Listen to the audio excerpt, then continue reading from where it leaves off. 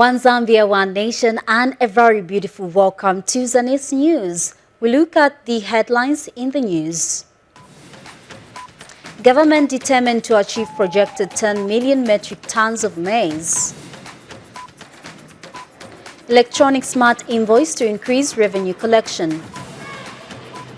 Macro SMEs create 1.9 million jobs across the country.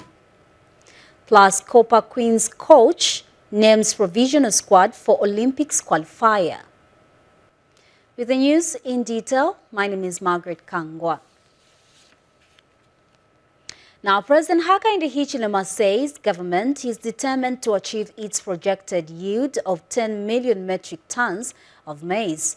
President Hichilema says despite the country being hit by one of the worst droughts in recent years, government is focused on ensuring that it achieves its projected target and maintain the country's food sovereignty. The head of state said this when he toured Damast Farms Limited in Mukushi North, where he also launched the early harvest of maize under the irrigation scheme. Recently, Republican President Hakainde Hichilema declared the ongoing drought as a national disaster and emergency. Immediately after this declaration, President Hichilema quickly mobilized commercial farmers from farming blocks to quickly embark on maize production with the support of government where need be. On the 19th March, President Hichilema was in Mukushi to launch the harvest of early maize under the irrigation scheme. The launch of the early harvest took place at Damast Farms, which is expected to contribute 7,000 metric tons of maize to the projected 10 million metric tons in the 2023-2024 farming season. The things we've discussed generally is to support farming, to support the productive sector, to move resources away from consumption expenditure. My colleagues in cabinet know, even yesterday in the cabinet, we cannot have a country having food insecurity issues. A country like this one, what is the issue? So damming, energy will go priority number one, P1. Despite the climate change issues, we are keeping our target of how many millions of tons of maize? 10 million, sir. 10 million. That's our target. Whether there's drought or not, we keep our eyes on the ball. 10 million tons. We achieve it. So, the Zambia National Farmers Union, ZNFU, tells President Hakainde Hichilema that under his leadership, Zambia has not imported any single bag of onion and potatoes, hence the country saving $12 million. Also onion, I think last season we didn't import any single bag, and this is the improvement that we are seeing. So we'll be seeing much more and more as we go on. DRC has come strongly in terms of importing. They come right on the farms, actually, yes, to come and buy even here. Yeah. Every farm they will follow to go and buy onions, and I think that's a good indicator that we have a good market with our 12th province, which I've already said. So we want to capitalize on that. So yes, we might have a few challenges here and there so that the production steps up. But the fact that we're able to export out frozen chips to neighboring countries, I think it's a very big plus to the farmers and big plus to the government. That look, when we do things together, which I've already said, we can achieve the results. Yeah. So this is one area of onion which is a success story. I want to mention perhaps to the public who don't know, we were spending about $12 million on imports of potatoes and onions in South Africa. Mm-hmm. Now that money now is from South Africa. But that money is now local. Damast Farms has also embarked on the planting exercise of 1.5 million onion seeds so as to satisfy the local market and export purposes. Also to secure our market. Importation is a big threat to our investment, because once we have onions coming from South Africa or vegetables, then definitely would affect, because we can't compete with the South African onion. It's produced at the cheaper cost. Us, we are produced at higher cost. Muchinga reporting for Zanis in Mukushi. And now President Hakainde Hichilema has announced the plans by the government to ensure the 2024 budget is tailored to support irrigation farming in the country by eliminating duty and taxes on irrigation equipment. And the president made the announcement when he addressed a gathering of farmers and Mukushi residents during the official opening or the official launch of the early maize harvest at Sadok Farm in Mukushi. The head of state says zero rating taxes on irrigation equipment will boost agricultural production in the country and consequently mitigate the impacts of climate change on food security. Still in agriculture news, over 2,000 small-scale farmers are being targeted by government to grow winter maize in Solwezi district.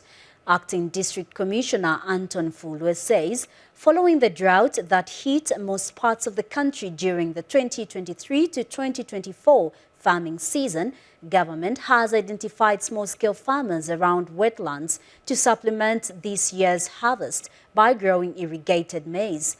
And Mr. Fulwe says government is putting in measures to enhance food security following the dry spell that hit most parts of the country by targeting small-scale farmers living around wetlands.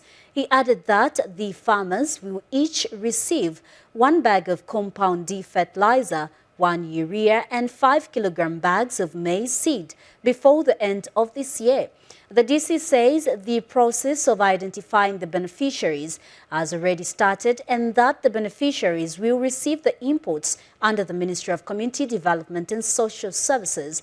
Now, Mr. Fulwe emphasized the need to grow more maize under irrigation in order to support the rain-fed maize. Zambia and Ireland have signed a memorandum of understanding of renewal of the Political Consultation Forum aimed at enhancing political consultation between the two governments. And the MOU will renew the Political Consultation Forum that was established on June 11, 2018, a platform upon which the two nations will exploit more areas of cooperation. And speaking during the signing of the MOU in Lusaka, visiting Ireland Minister of Housing, Local Government and Heritage, Dara O'Brien, described the agreement as a real partnership approach for two countries that value democracy.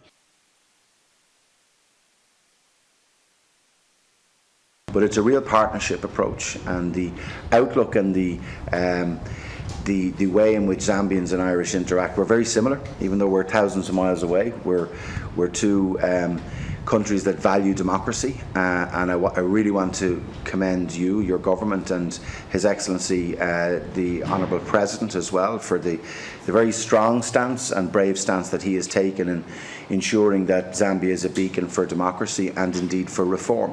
I have to say that the cooperation between ourselves has been also excellent. We, through the course of this week, have made already and will make further announcements about tangible partnership assistance that we're giving, and we do that in the spirit of partnership as equal nations and as equal citizens. So this, to us, is an important framework, which again will go to foster the mutual relations between the two countries. In addition to what you have already mentioned, I'd like to say thank you very much to you, to the people of Ireland again through you. With regard to the commitment that has been made through the World Food Programme for the drought relief, the mitigation measures that we're trying to take as a state. Without question, that sort of support will go a long way in alleviating the challenges that we are facing as a country, and each euro of that amount is certainly going to change the lives of many, many people.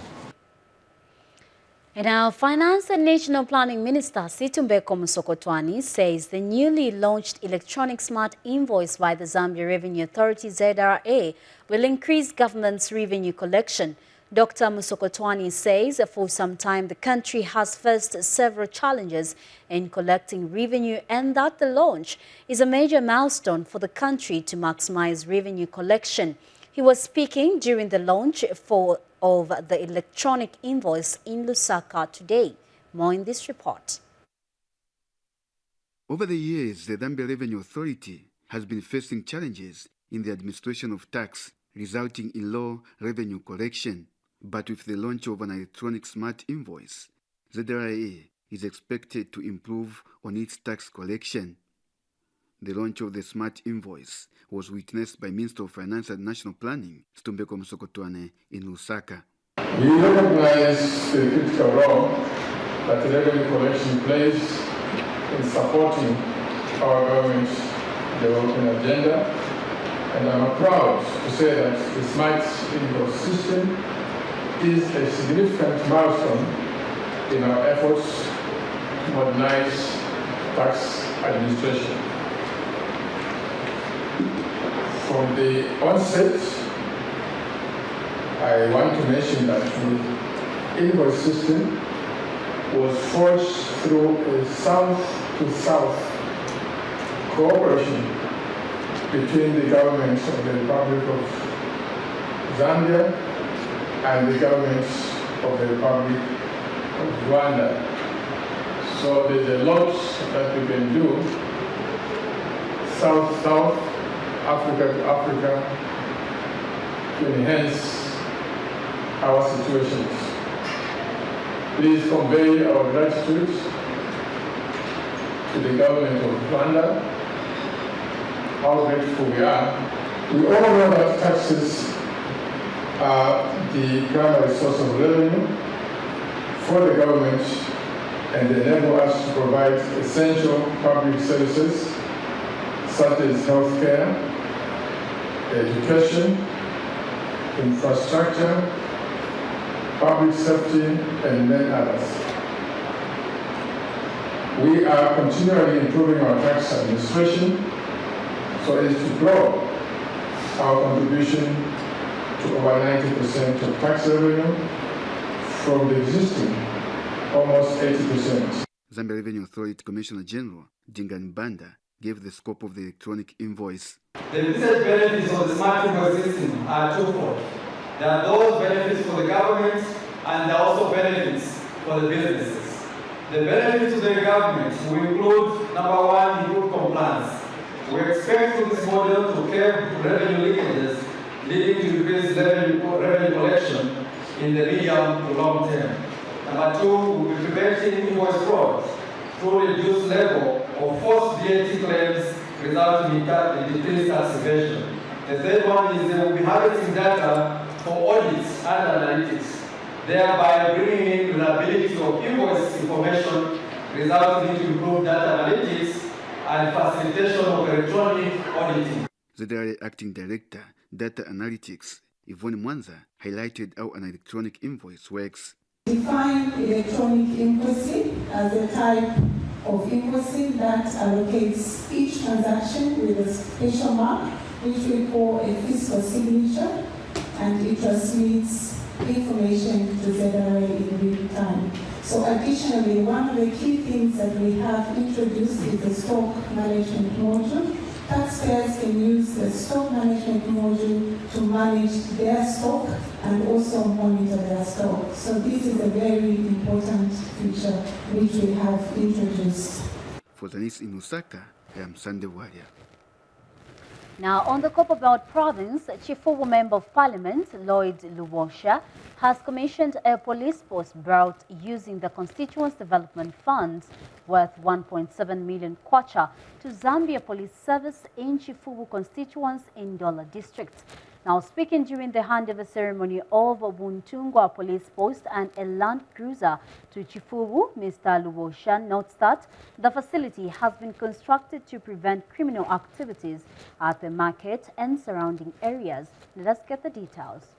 In an effort to prevent criminal activities at Chifubu Market, government has constructed a 1.7 million kwacha Buntungwa Police Post and handed over a Land Cruiser to the Zambia Police Service in Ndola District.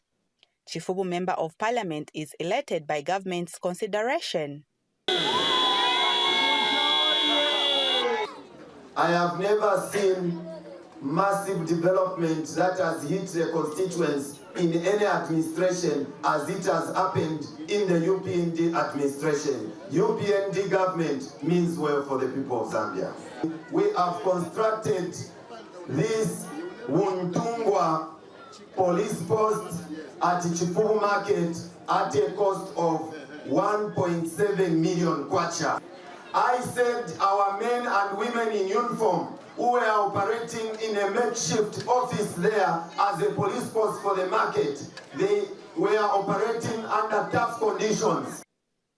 Ndola District Commissioner has implored the public to safeguard the constructed property from vandalism. Kuri police post ngafika bachilanga bameya I police post ya imomwebena Chifubu imoneni buno bwino isungeni bwino napa yo rupio lwingi ukulwa muteko iyi motoka tabalandira kimule ya mkodera mamarasha iyi motoka tera kwatinga ya bapano ile pepeka ama taxi drivers na minibus drivers awe. Zambia Police Service Ndola District Officer Command has expressed delight with the facility commissioned. The officers will execute their duties with their zeal and professionalism. The building owned by the City Council, where the officers were squatting, was not conducive and lacking many facilities. The old building was just one-roomed, hence it did not have convenience room for the suspects and also the officers, thereby compromising on the right to privacy. The population of this locality, Chifubu, has grown, thereby requiring the police to step closer to the community in order to police the community adequately, hence the initiative to build such a facility in the post area. Direction regarding effective community policing. Later on, the Member of Parliament handed over 5 motorbikes to 5 youths in his constituency. Jacqueline Moba, reporting for Zanis in Ndola. Thank you so much, Jacqueline, for that report. Great development there. Now, government says it is working towards strengthening labor laws and regulations to protect the rights of workers and their right to organize and bargain collectively. And Minister of Labour and Social Security, Brenda Tambatamba, said it is the government's goal to empower trade unions in order for them to mobilize and advocate for their members effectively. Ms. Tambatamba stated that the government recognizes the role that the workers play in the economic development of the country. She said this when she officiated at the 14th edition of the New Year's Coup of the International Trade Union Confederation Africa region in Lusaka today. The Labour Minister noted that the government is keen on ensuring that it leverages the workforce in the country to effectively contribute to development through the promotion of decent work for its citizens. And Ms. Tambatamba further added that the government is focusing on expanding social security programs, particularly to the informal sector. And the New Year's Coup president for International Trade Union Confederation Africa, Martha Molema, reaffirmed the ITUC Africa's commitment to the education as the cornerstone of the labor movement and the key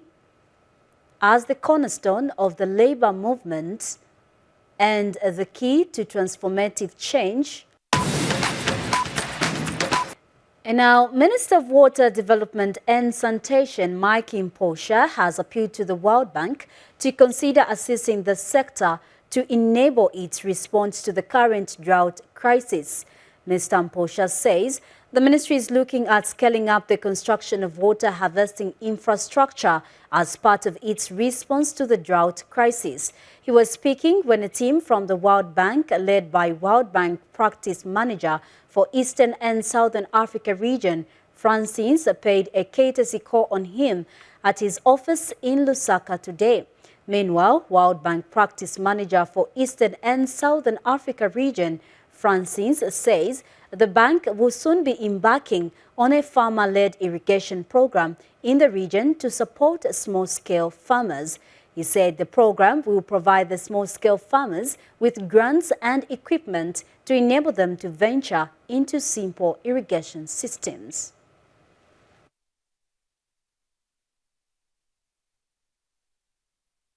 This drought has also seriously affected the water levels, and we anticipate that we are going to have a serious problem in terms of water for consumption. There might be a reduction in the supplies because the water levels, both from the surface sources and also the ground water resource, is really going down. Most of our streams are getting dry. But most importantly, to request the bank to consider assisting the sector to help us respond to the drought crisis. We are looking at scaling up the construction of water harvesting infrastructure. In there, we are looking at increasing the number of dams. We are looking at rehabilitating and maintaining the already existing dams so that we can use them to harvest water at this very critical time. We're also preparing a very large program in the region that would focus on what you just mentioned, is what we call farmer-led irrigation. So very small farmers, and how you help farmers acquire the necessary equipment and run simple irrigation, which has huge impact. In fact, as we observe in the region that, yes, you can go for this big irrigation scheme, but they're complicated, they take a long time, you really need a lot of patience to make them work, to think very carefully, but this system that are implemented through farmers by giving them small grant and equipment actually have immediate impact and are extremely useful. So we are currently preparing a very large program in the region, and what I'll do is I'll ask Peter Vannewein, who's one of our lead staff working on this, is probably going to come to. Now, the Ministry of Small and Medium Enterprises Development Permanent Secretary Suweta Mutelo says 1.9 million jobs have been created by micro, small and medium enterprises in the country. Mrs. Mutelo says the 1.9 million jobs have been created by about 1.5 million MSMEs existing in the country. She disclosed to Zanis in an interview today that the ministry intends to support cooperatives and MSMEs in different towns to foster their growth and development through capacity building, financial literacy and business linkages. Mrs. Mutelo explained that the ministry introduced an online platform on its website where individuals can register and make payments for their cooperative instead of them traveling long distances to make an application. Now, the Permanent Secretary further explained that the ministry will this year roll out the Rural Enterprises Development Program to ensure that each province's enjoyment is capitalized on, such as fish caging and cassava growing by cooperatives and MSMEs in order to industrialize the districts. And the survey has got very good detailed figures that are actually talking about how we are doing as a ministry and SMEs in the country. So we now know that there is 1,900,000 plus created jobs by MSMEs. We also know that we've got about 1.5 MSMEs in the country. We want to support the cooperatives and the MSMEs who are in those districts because, of course, that is our mandate to foster their growth and development of both the MSMEs and the cooperatives. So we intend to support them with the agency that is sitting under the ministry, which is the CEC. We also intend to support them with capacity building because that is also part of our mandate. We also intend to support them with financial literacy as well as business linkages. 2 years ago, you find that cooperatives were traveling from wherever they are to get into Lusaka at the registrar's office to come and register their cooperatives. But right now, we have an online platform sitting under the registrar on the ministry's website where they can actually register these cooperatives and the only thing they can come and pick up or we can send through to them is the certificate itself. So they can do their online payments and also applications. The ministry is rolling out what we are calling the Rural Enterprise Development Program this year. We already did our survey last year, and we are only waiting for funding to come in, and we'll be able to begin to run with that. We want to ensure that each province's endowment is capitalized on, and our SMEs and cooperatives are using the natural resources in their provinces and districts just for them to industrialize the districts or the provinces. For example, if we go into the Luapula province, we have seen that the cassava is grown on large scale, Northwestern Province as well. So what we want to see now is our SMEs and the cooperatives grow large scales of cassava. Stakeholder engagement. In everything that we do as a Ministry of MSME, we ensure that stakeholders are consulted. So we base our we face our challenges through consultation of all stakeholders involved. For example, would not go to Western Province to go and enhance the growth of cashew nut processing if we do not engage the SMEs and cooperatives that are engaged in cashew nut production. We cannot go to Luapula to go and talk about fish caging if the people in Luapula are not even interested to run or be part of the development of the fish caging. What makes me happy is that we are now working with the UK cooperative agency, which is going to come and work with the cooperative college here in Zambia. We've already started signing the MOUs, and we want to replicate what they have done. We also want to learn more. Province Permanent Secretary Granson Katambi says the corporate social responsibility cannot be left to the mining companies alone, but also to contractors that are doing business with the mining firms. And Kaneo Katambi expressed disappointment that for a long time now, his office has been asking the mines in the province to provide his office with a list of big contractors doing business with the mines in order to engage them on the issues of corporate social responsibility matter. But up to now, he has not received any feedback. He was speaking during the 2024 Zambia-Canada Corporate Social Responsibility Forum organized by the Zambia Chamber of Mines. Chaibun Koma gives us the details. Various mining companies are meeting in Solwezi district exchanging notes on best practices in community relations, environmental stewardship, and responsible business conduct. The meeting is organized by the Zambia Chamber of Mines in partnership with the Office of the High Commission of Canada to Zambia. The Office of the Canadian High Commissioner to Zambia, represented by Mr. Solomon Milimbo, shares on some of the best practices that Canadian extractive sector uses to bring prosperity to both Canadian people and the countries in which the Canadian mining companies are active.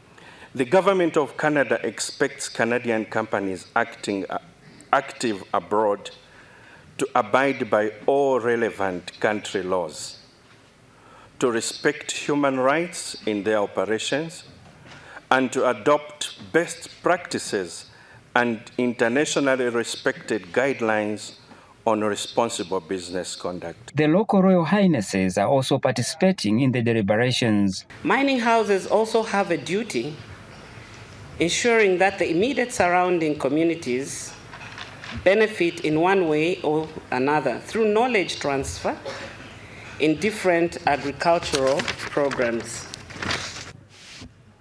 Taking a leaf from the old mines on the Copper Belt, if you look at infrastructure development, we give a credit to the older mines on the Copper Belt. They've built hospitals.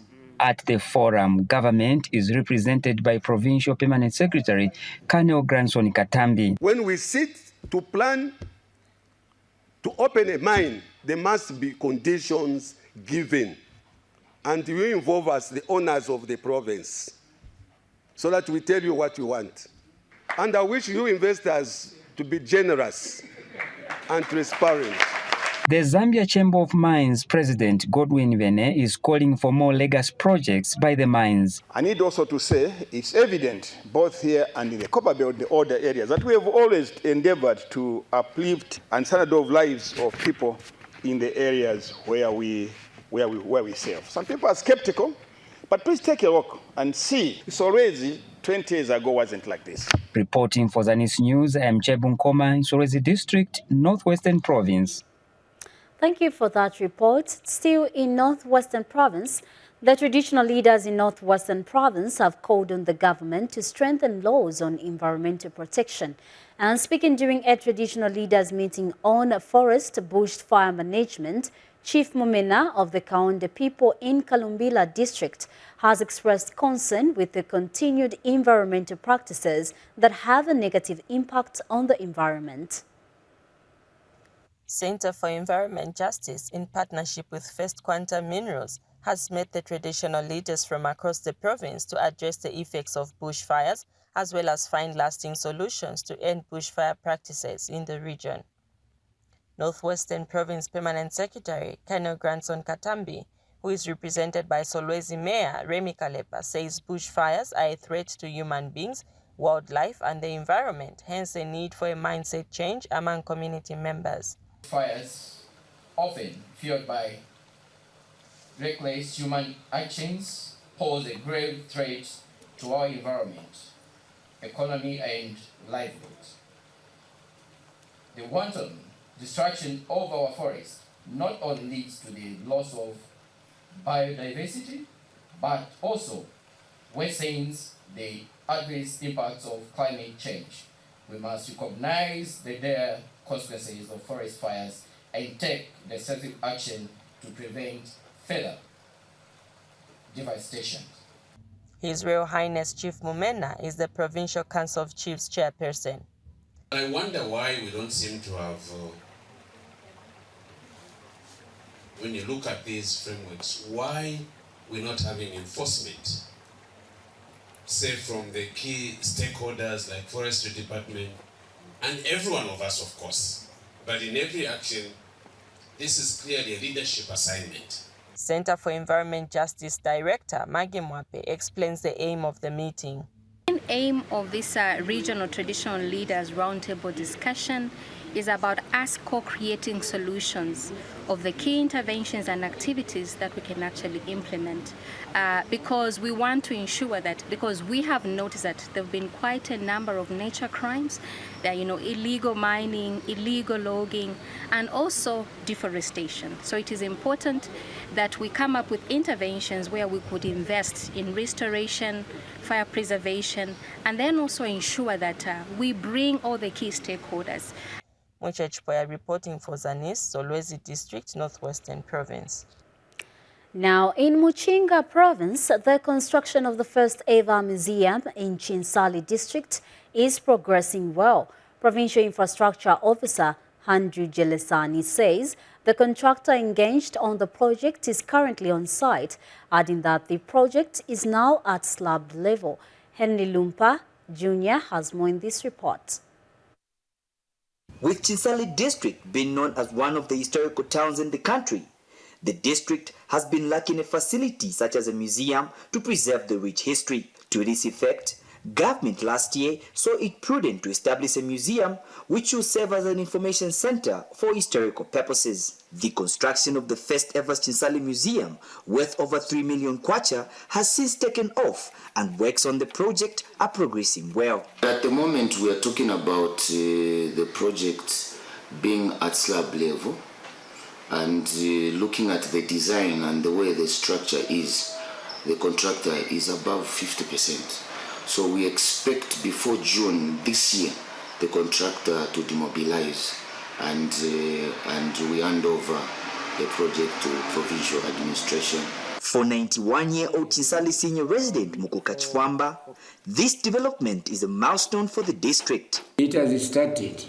It's taking ground and shape in the Chinsali provincial capital.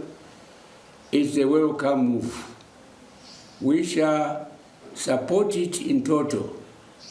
And we are readily available to give you the information and even as well as the material. Other residents have commended government for actualizing this project. Information about the uprising of Reshina, information of Kaunda and Kapwepwe, information about the Ruba mission, all those things. Once we have a museum, I think it will be easy to stock such kind of information. Henry Lumpa Jr., Zanis in Chinsali, Muchinga Province.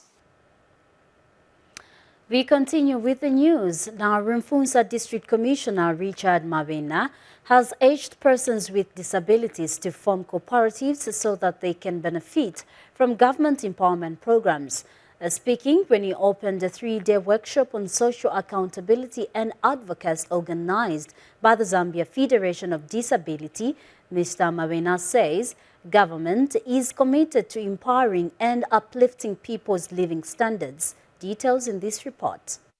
Please, I want you to pray. The Zambia Federation of Disability, ZAFOD, is conducting a 3-day workshop for its members in Rumfunsa district on social accountability and advocacy on how they can be empowered, especially during this time when government has declared the dry spell was a disaster and an emergency.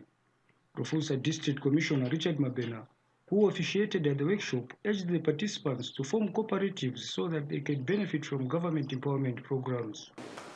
You can participate in a cooperative. Come up with a cooperative. And to the local leadership, can you put all into a chain so that this becomes a moving bicycle, whereby we are there to help our disabled or vulnerable citizens of Zambia. The government does not want anyone to be left behind. And at the same time, and ZAFOD Director Justin Bakari explains the importance of the workshop. Disaster, which is a drought which has already hit us. So we are seeing a situation where persons with disabilities already hit twice. Okay. So, and this is the more reason why we have come here to build their capacity so that they are able to engage with various duty bearers, especially in times like this. Yes. Participants have commended the organizers of the workshop. So drought na affects my person with disability. So pull out our socks so that it is more now nice it is like in a government institutions. Advocacy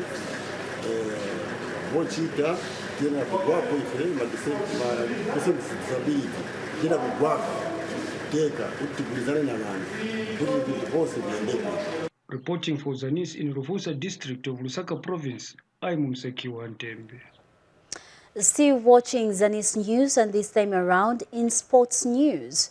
The National Sports Council of Zambia has requested sports federation in the country to adjust their budgets following the announcement by the government that the 2024 national budget will be realigned in the wake of the drought that has hit the country.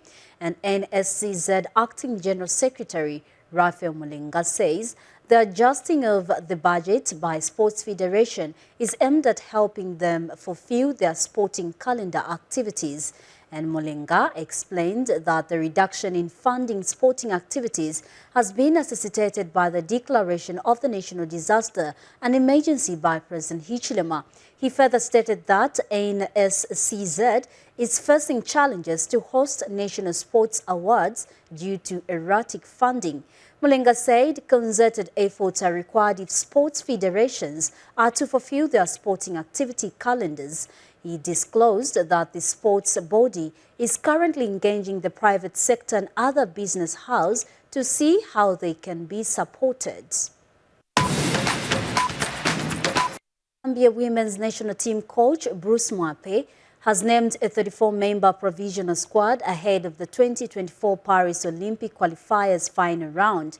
And Zambia is set to host the Atlas Lionesses of Morocco on April 5th, after which they will proceed to Morocco on the April 8th for the return leg. And Mwape has named a combination of locally based and foreign based players. USA National Women's Soccer League new entrants Barbara Banda and Rachel Kundananji will lead the squad, while Madrid CFF-based midfielder Grace Chanda has made a cut into the team after being away due to illness, and Israel-based goalkeeper Catherine Musonda and Akaraguchi Spa Teki midfielder Helen Chanda missed out due to injury, while Indeni Roses, Rhoda Chileshe and striker Charity Mubanga, who missed the Angola and Ghana assignments, are also back in the squad. Now, the team is expected to resume training this week ahead of the two ties, and Zambia are looking to make it back-to-back Olympics appearances, having been to the 2020 edition in Tokyo, Japan. Sporting item brings us to the end of the news, and before I finish, we look at the headlines once again. Government determined to achieve projected 10 million metric tons of maize. Electronic smart invoice to increase revenue collection. Macro SMEs create 1.9 million jobs across. Plus, Copper Queens coach names provisional squad for Olympics qualifier. Now that brings us to the end of the news. On behalf of the entire news production crew at Zanis, thank you so much for watching. It has been Margaret Kangwa. Stay tuned.